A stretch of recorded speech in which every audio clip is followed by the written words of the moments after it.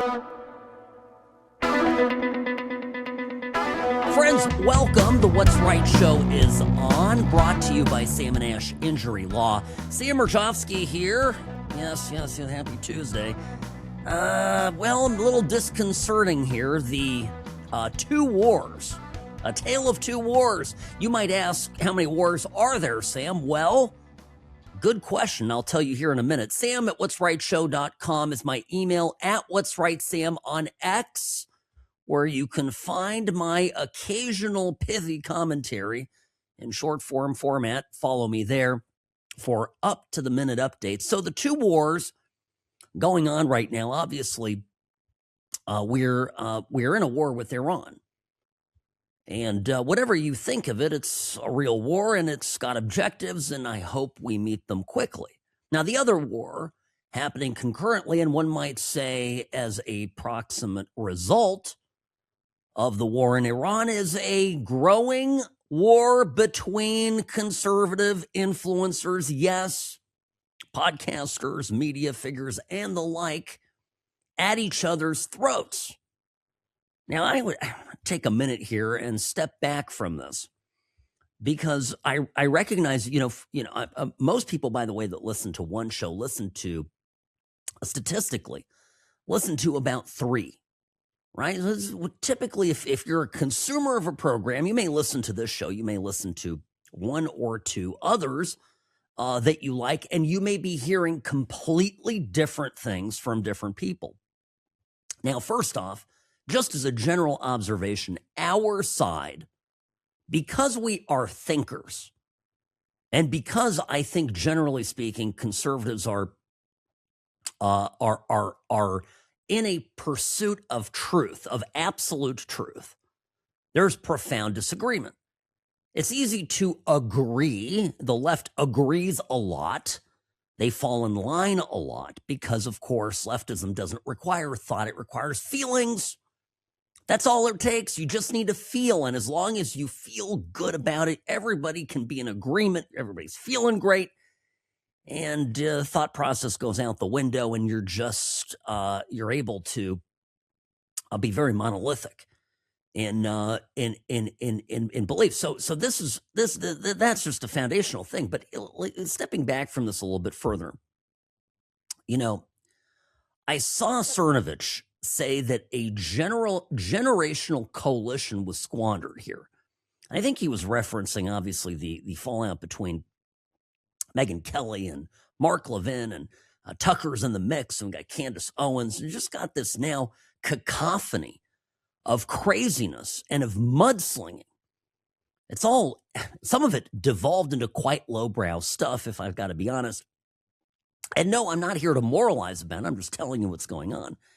And in the background, I have to remind you that we are facing, you and I and our children and our grandchildren are facing an existential threat. And that threat is an unholy alliance between Islamists and communists. And the communists have not come fully out of hiding yet. I'll start with them. But it's gotten so bad that actually, in America, in the United States, declaring yourself a democratic socialist can win big elections. And if you think that Zohran Mamdani is a flash in the pan, you got another thing coming. It's going to get worse. Now, the rise of socialism, let me say this, the rise of communism is only going to get worse as people become technologically unemployed. We are headed, whether we like it or not. You can ignore it all you want. But the fact of the matter is that the AI revolution is coming, and it's going to take jobs. It's going to destroy jobs. And there will be a number of people disaffected by this, rightly so. And whichever party comes up with the solution for these people wins. And I worry that in the first round, it's going to be the party that promises free stuff. They'll have the most compelling, immediate solution argument for a lot of Americans out there. Now, these leftists And I never miss an opportunity here to put down the left, so I'll just take another one here. These leftists are the useful idiots of the Islamists. This is exactly what happened during the Islamic Revolution in Iran. The Islamists had tremendous support from progressives, from communists, from socialists, and the like.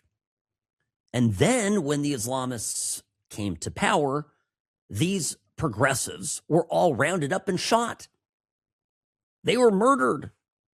This is a matter of historical record, and it's history that if I was a young up-and-coming leftist would pay attention to. Now, setting all that aside for a second, it absolutely boggles the mind that we have conservative influencers here almost, taking sides and being on the side of Iran and other Islamic movements and completely ignorant to the growing and very dangerous red-green alliance.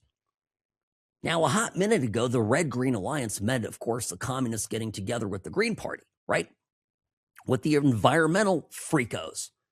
But what did you see in the wake of October 7? Because if you want to know the moment when the world changed, it was then.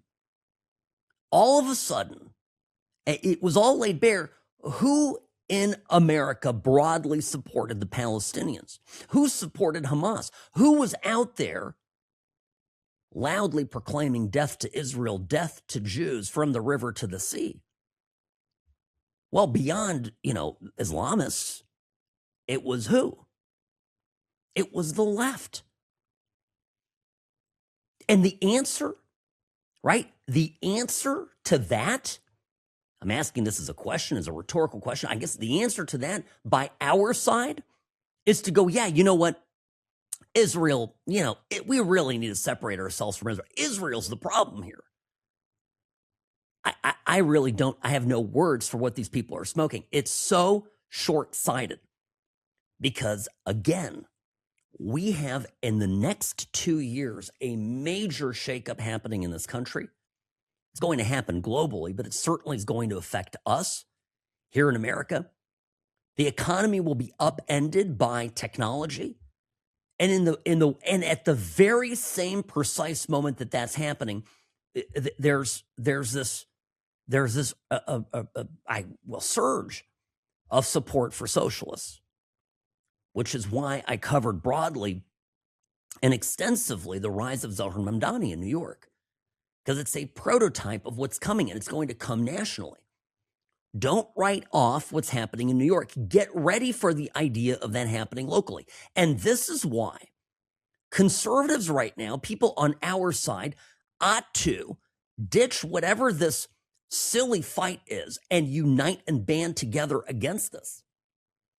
Okay, Trump got elected. Okay, maybe he's not exactly your cup of tea. By the way, it was a hot minute ago that the country was ruled by absolute degenerate morons. Well, I'm sure we can agree on this. And any influencer, by the way, any influencer on quote unquote our side that says, you know what, we shouldn't have even voted for Trump and we ought to stay home the next election and we ought not vote in the midterms, is not somebody any of us ought to be listening to.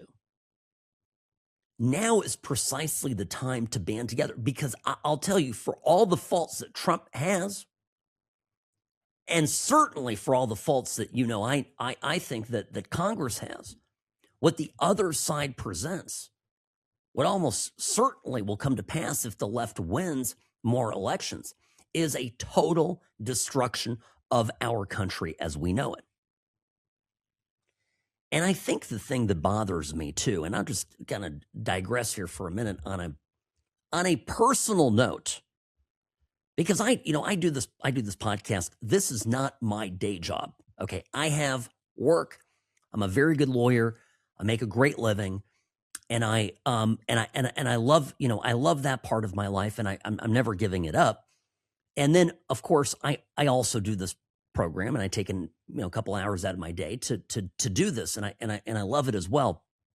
But for a lot of people out there for the Megyn Kellys and the Tuckers of the world. I mean, this is their life, right? This is what they do. It is their only job. And they are constantly, when they are weighing what to support and what to say and what to do, are weighing, will it cost me, listeners? Will it cost me my following? And, you know, if we're going to talk about the war over the war, the conflict inside our movement over what to do in Iran. Remember, when you listen to people, they are deciding what to say based on what they think you want to hear.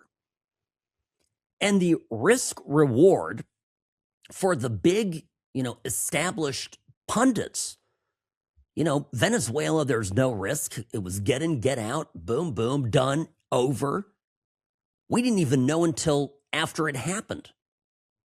And then we immediately knew it was successful. So there's no, risk there. Cuba is a relatively low risk. It's not going to require a lot of military intervention. We're basically starving the communists, and they're coming around, as reported yesterday. So that's that. But Iran has potentially high risk. If you say you're against the attack on Iran, and it goes great, there's a very low cost for that. Oh, well, I was just being concerned, you can say. I'm glad it went great. And then if you're wrong about the conflict, if Iran proves to be a disaster, a boondoggle, there's an enormous cost in your standing. Now, I can liken this to something, and this is, I just have to remind some of you who are newer in the audience of this. I remember, and I had already at this point, a very successful radio show on KBC in Los Angeles in 2015 when Trump announced his presidency, his run for president. And you have to remember at this time that pretty much the entire Republican Party, by that I mean 99% of the Republican Party, was dead set against Trump. They thought Trump was running as a joke. Like they thought it was a gag. And, well, I mean, and some of you, there's a handful of you out there who were with me in this moment. I came out, right, and again, because this is me, I don't run it through a filter. What am I going to say privately versus what am I going to tell my audience? So I'm very transparent about this. So Trump comes up on stage in the first rally and the second rally, and by the time the second rally ended, I said, this is the guy. This man needs to be president. Everything he is saying and doing, this is it. And I came on air and I said that. I said, I love this guy. I love him. And if I have to be honest, it was actually back then difficult at times to listen to Rush and other people I tremendously respected in our sphere who were far less enthusiastic. I thought, was there something wrong with me? I didn't just believe he was the right guy for the job. I believed he would win. And I believed in 2015 that he would win and that he would the primary and that he'd win the presidency. I made a bet with a very liberal, well-known lawyer in LA about this. And the upside of that bet was about $30,000. I was very proud of that. I also was one of, I think 400 or just under 400 donors in the country who gave the max to Trump in the first quarter of his campaign. That's how low Trump's support was. Again, let's go back to risk and reward. Supposing perhaps a sophisticated host and an older guy like Rush was at the time knew better than to go all in for a guy. Maybe Rush liked Trump right from the very beginning, but hedged his bets because at the time support for the 16 odd Republican candidates up on stage was split among his whole audience. And I just didn't care. I came out and said it. And, this is just the nature of my program versus other programs, and we're getting to a critical differentiator. I my support of Iran hinges, well, it is predicated on my belief that Trump in the last year and change has transformed the military, and people that are making military decisions, like Raising Cane, for example, that we got a hell of a general now, in charge of our military. We've got a Hegseth, who's a killer. We've got Marco Rubio. We have, I presume, have cleaned up, hopefully, some of the people in our CIA. I mean, I believe that the war is being prosecuted ruthlessly, which is why I'm not, as bent out of shape as other hand wringers that have seen collateral damage happen, because I like to see our military be unleashed and not be held back. Our great military failures of the 20th century have always been the consequence of our military being shackled, playing by different rules than our enemy plays by. So my support for this, I believe that this president can get this done and that this team can get it done. I might be wrong in the sense that this may fail and an outcome's not guaranteed to anybody. But we are in an existential fight against insane people with an insane pseudo-religion, which is really a political system that is intent on conquering the West. And if you think that the Iranian mullahs aren't behind almost every terror thrust into the Western Hemisphere in my lifetime, for example, in the last 40 years, then you've not been paying attention. And on that basis alone, an opportunity to strike and to kill this monster is essential. Because the next fight, and the even more frightening and more difficult fight, is going to be an ideological fight, as the leftists in our country band together with people who sympathize with this nonsense. And they will seek to subjugate and take us over. You're seeing this already transpire in Europe, which is why I frequently talk about what's happening in the UK and what's happening in Germany and in Sweden. Because via mass immigration from places like Syria and Afghanistan, they have imported hostile elements into these countries and they're taking over. I don't care that it's not politically correct to say they're taking over, and the way of life that Brits, that Germans, that the French, the Swedes enjoyed for centuries is disappearing and going away. And who assisted this surrender? The left, the leftists. They made it happen. And the same leftists are running amok in our country. Now, I'm just, look, and yesterday I got into the geopolitical implications and moves that I believe Trump is making with this war, and how it ties into kind of removing China's influence, not just in the Western Hemisphere, but boxing them in and providing ultimately an off-ramp for Russia to get out of Ukraine. All this stuff, there's lots of reasons why Iran strategically makes sense as a military objective. And you are allowed to say that and at the same time go, well, I'm not sure if we're going to be successful. And I'm just letting you know that as far as I'm concerned, as a host of this program, I'm not going to hide behind some hedge and say, well, I don't think this is a great, look, if we can get it done, it's a great idea. Success is always a great idea, right? And if it doesn't work out, we got a big problem. And I'm willing to admit that too. So that's where I stand on this. My sense is it was important to come out and explain this. And every conservative, so-called conservative out there who is giving quarter to the Islamists and who's actually going out there and supporting the Islamic regime, shame on you. Shame on you. I have no words. Sam Mirejovsky on the What's Right Media Network. More of the What's Right Show brought to you by Sam and Ash, back after this. I'm the best. Personal injury law has been the same for a long time. The best. Big egos, greed, and sleazy schemes. We've had enough.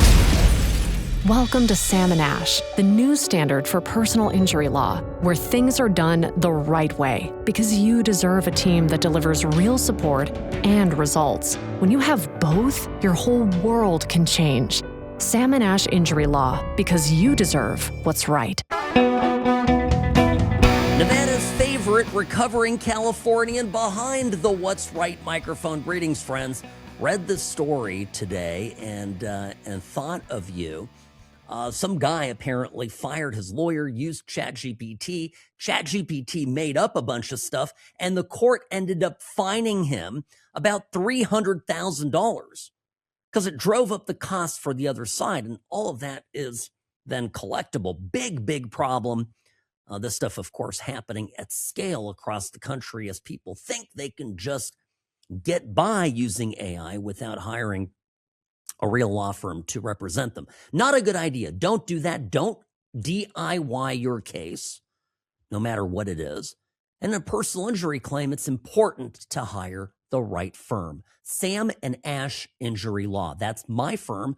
I vouch for it. I'm the Sam of Sam and Ash Injury Law, and we can help you and your loved ones get through your situation, whatever it is. Here's a website, real easy. Check it out, samandashlaw.com, samandashlaw.com. And of course, a phone number 800-304-2000, 800-304-2000. No recovery, no fee, no money up front, just peace of mind. samandashlaw.com, Sam and Ash Injury Law, because you deserve what's right. All right, friends, welcome back to the program. You know, a couple of things here just to mention real quick. Susie Wiles, Trump's battle axe chief of staff, who has been incredible and I think responsible for a fair amount of discipline in this second version of the Trump presidency, announced that she has breast cancer. Early diagnosis, apparently, and and is, I guess, immediately undergoing treatment. So President Trump mentioned that she'd be working remotely still during her treatment. We obviously here on the program wish Susie all the best. Now, I also wanted to get to this story here real fast before it passes us by.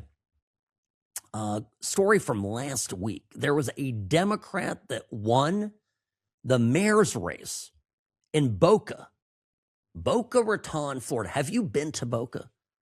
I don't know, Robbie, if you've been to Boca. Boca is the most conservative place on the planet. There's like Trump flags everywhere. So how did this happen? Well, he literally won by a vote, by a single vote. And that's because basically there were two Republicans in the race who split the vote. And then the Democrat edged out one of the Republicans just literally by a hair.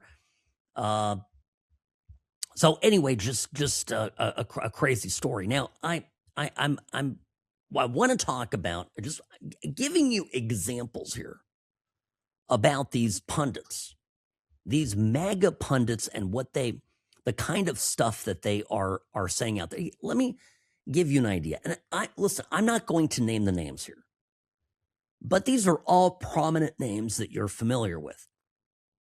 Yesterday, one very popular conservative commentator wrote on X, quote, "It's obvious that this war won't be wrapped up quickly.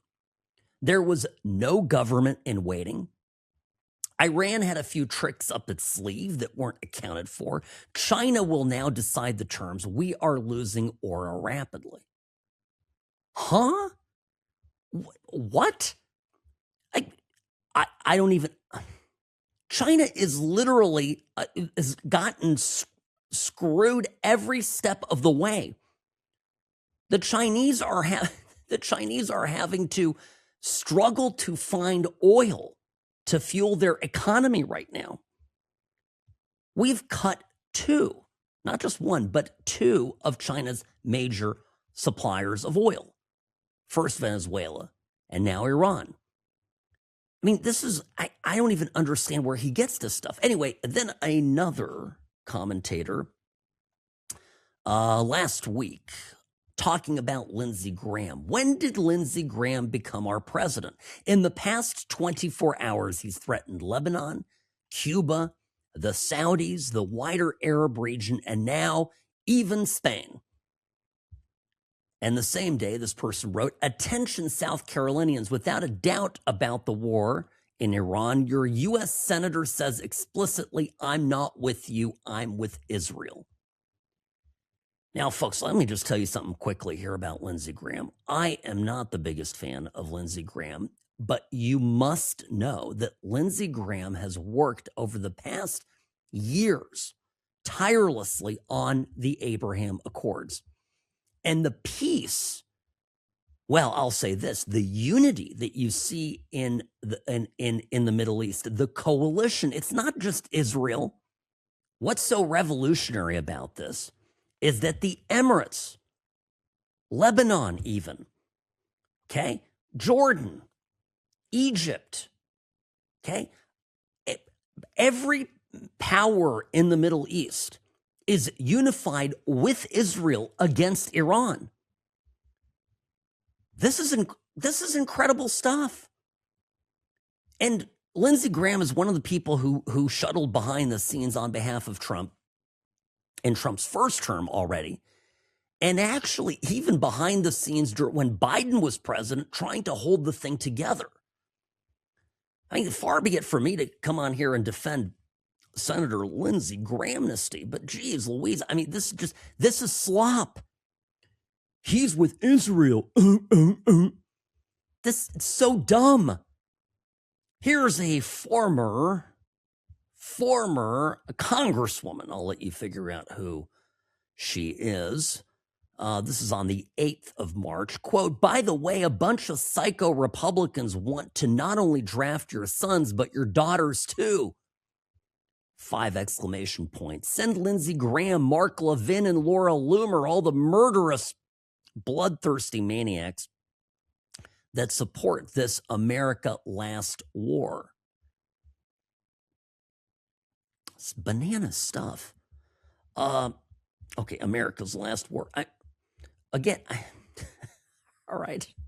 I have a question for Marjorie Taylor Greene. There you go. I named her. I have a question for her. If she was president and they came to her and said beyond any shadow of a doubt, they are currently enriching uranium, they are ready to make a bomb, and we know they intend to detonate this bomb in the United States of America to sneak it into the country. What does Marjorie Taylor Greene do? I'm asking. And maybe, just maybe, this is why Marjorie Taylor Greene should never become president. And I also think these people all supported Trump. They were all crawling up Trump's rear end. Oh, Trump. Oh, Trump. Oh, my God, President Trump. I love you. I love you. Did they not pay attention to the fact that Trump, as early as the late 70s and 1980, I think is the furthest quote that we've played here on the program, of Trump supporting demolishing the Islamic Republic of Iran, going after them, breaking them, smashing them to smithereens? This just is nonsense. Here's another influencer who's been in the news a lot earlier this month. Quote, "Could this be a religious war designed to rebuild the third temple of the ashes of Al-Aqsa? I hope not." Really? You think Trump is engaged in a holy war? Really? That's a take?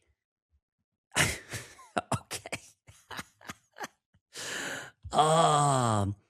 Trump's huge gamble accelerates the world's trajectory towards a nuclear world war. Okay, here's another person, big following. Why would going into a war with Iran benefit anybody in America at all? And I'll end with this quote, again from a prominent influencer who we've spoken about here and there. Quote, Zionists are having a meltdown about what I said yesterday, so let me reiterate. Do not sign up for or continue to fight for the U.S. military. This war is on behalf of satanic pedophiles.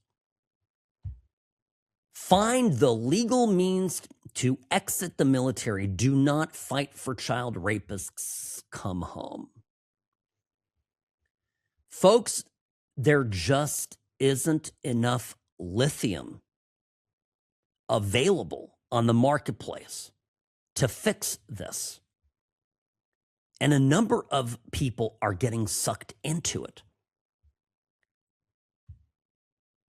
Again, if you think, right, if you've been persuaded by someone that we're doing Israel's bidding, then I suggest that you consider asking yourself, why is it that the United Arab Emirates, okay, and Jordan, and every other country now, basically, in the Arab League, is on the same side with Israel?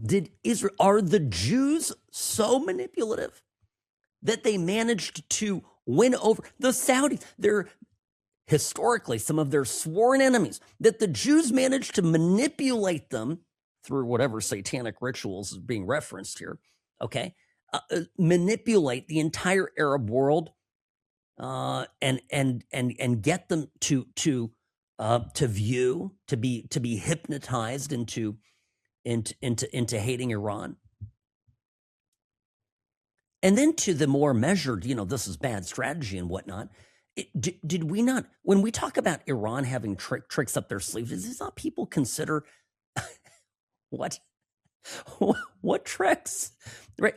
Okay, mining the Strait of Hormuz. I'm assuming that we understood this as part of the reason why securing Venezuelan oil for the U.S. was a good thing, correct?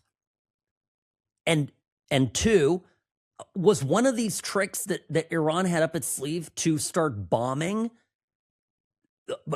I don't know, countries like Qatar, that Iran has traditionally used as a mediator, a go-between? Qatar, where all the Hamas guys had their luxury condos. Qatar that has really always had, 1 foot out of the civilized world. Is it really true, Robbie, that Tucker Carlson bought a house in Qatar? Or he said that once, didn't he? I like Qatar. Spending a lot of time here. I mean, Qatar's been a duplicitous, quote unquote, ally of the United States for years.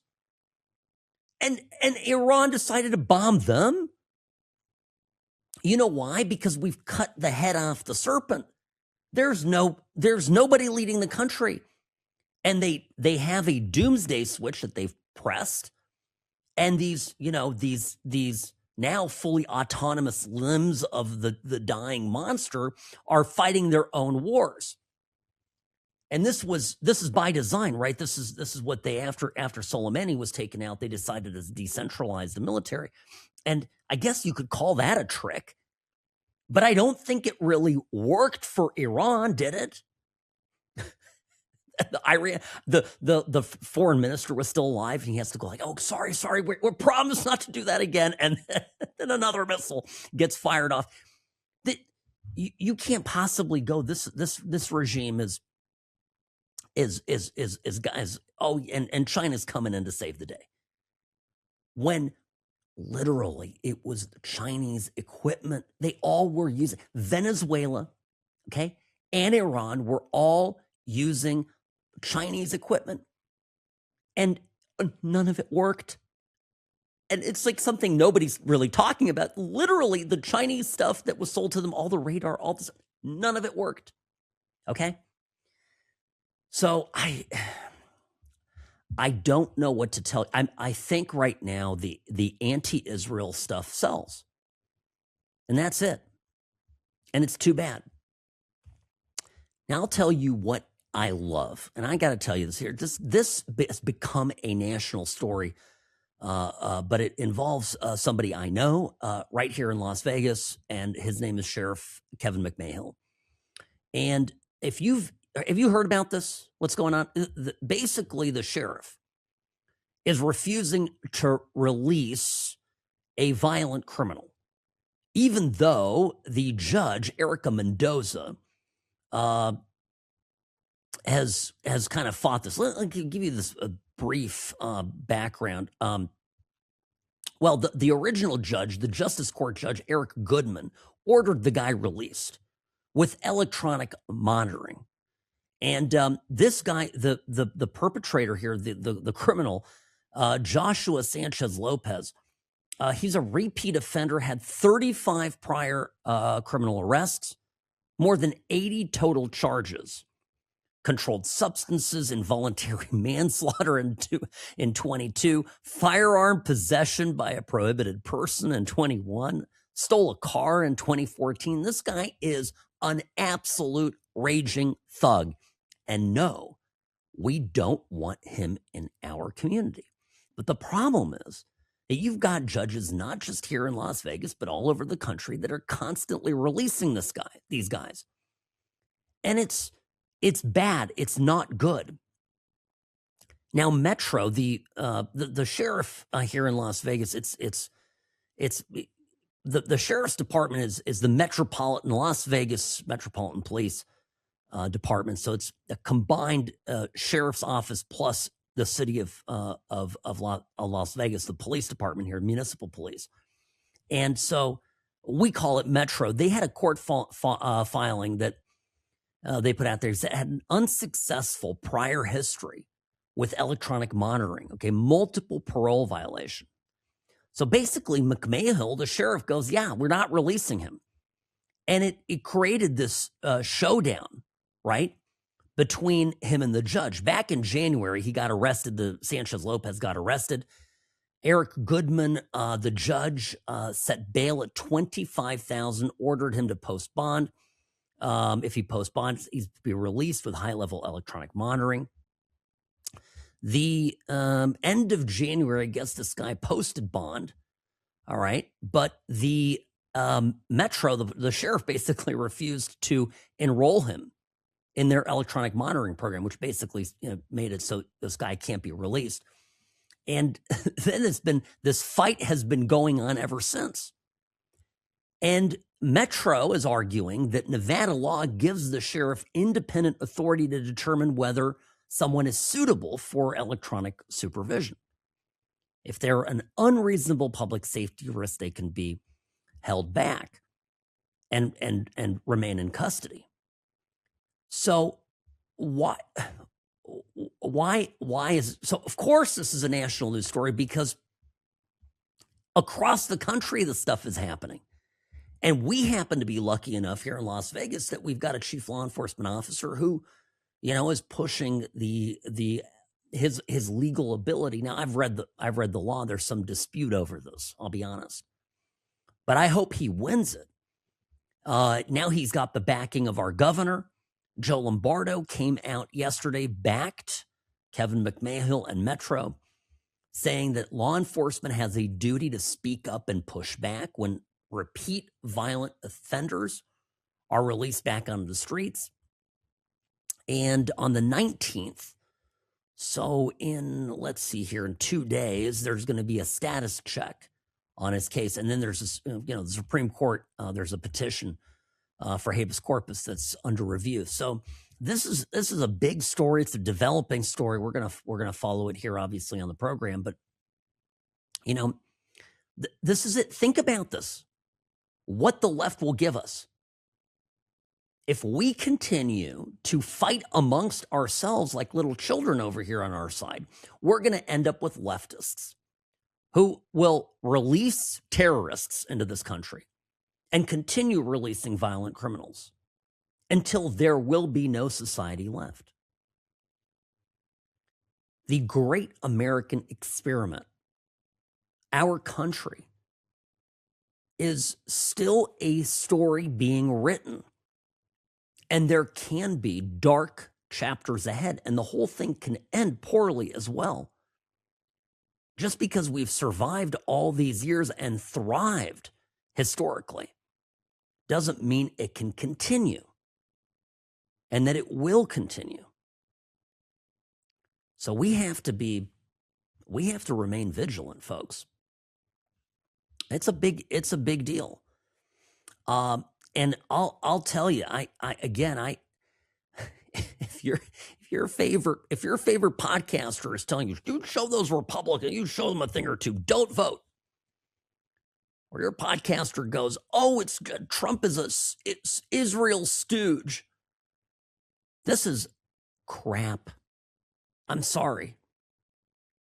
And right now, I'll tell you, all eyes for me. I mean, look, I get it. If Republicans don't get the SAVE Act done, to me, that's the most important story. And everybody else is talking about how Jews are controlling everything. My gosh, absolute insanity. All right, folks, time to go here. Unfortunately, just this one quick hour together. Sam Mirejovsky on the What's Right Media Network, Sam at what'srightshow.com. Of course, find the podcast, What's Right Show, wherever you get your podcast. I'll see you tomorrow.